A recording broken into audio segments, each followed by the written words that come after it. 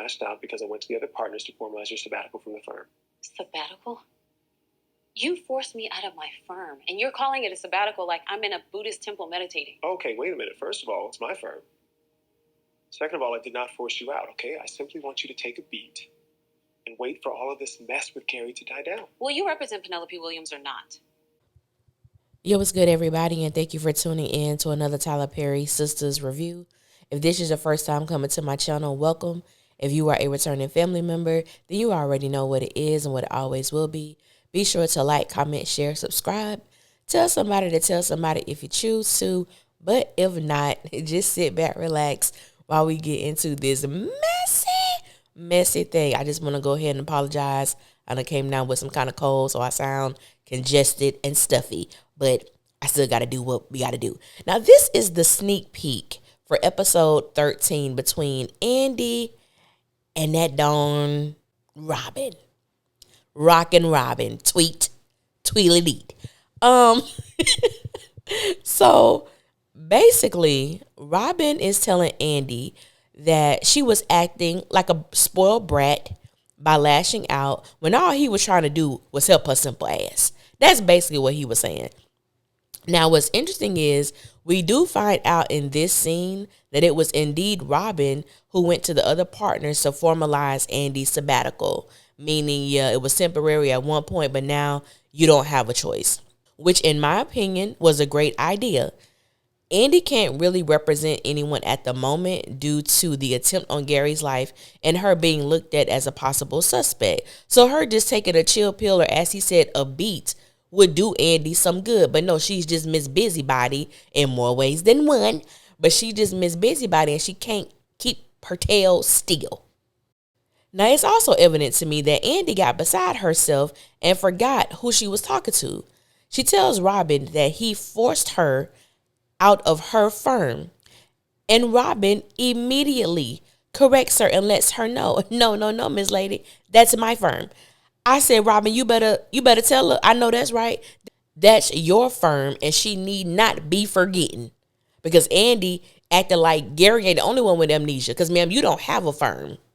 You work at a firm. When you get a firm, then maybe you can tell that's Robin. But until then, silence is your best friend. Now, it amazes me that Andi feels that she can talk to Robin any old kind of way. It also amazes me how Robin hasn't told this girl to go to hell. And I mean straight to hell. Andi wants Robin to represent Penelope, but she asked him with such an indignant tone. Now, Robin was doing good. Oh, he was doing so good until he let his little head, the one south of the border, take over his whole body. One of my many specialties. That ego is in constant need of stroking, isn't it? That's just my ego. Tell me, Andi, if I do this favor for you, what exactly will I get in exchange? Mm-hmm. He wants to know if he does this favor for Andi, what does he get in exchange? Even though I do not trust Robin, I don't trust Robin as far as I could throw him. I did appreciate him standing on business, though. I wanted him to show Andi that he didn't care about how he looks, how she looks. He doesn't care about any of that. He doesn't care about this declaration of love that he made a few episodes ago. That he's going to stand on business, but I just knew that old nut was going to crack. I knew it. Well, if I do this favor for you, what do I get in exchange? Robin, what are you saying? Now, of course, I couldn't play this entire scene because it was like 1 minute and 30 seconds. So I had to chop and screw it. But Robin, you were doing so good, my good man. And then horniness took over. Mm-hmm. Now, I've always said from the jump, I always felt that sex was a thing that was leading Robin with Andi from the very beginning. And I know there are some people who don't agree with me, which is fine. I know there are some people who feel like he should act this way toward Andi. He should indeed treat her like a hoe because that's how she represents herself. I'm not saying that he shouldn't or should. I just don't like when he does. Like, if Andi is a woman who you just want to have sex with, fine. But if you want that from her and she's not willing to give you that anymore, distance yourself. Y'all were not together. She's not your ex, as in she's not somebody who you were in a committed relationship with. Move on. Robin get cooch like it's nothing.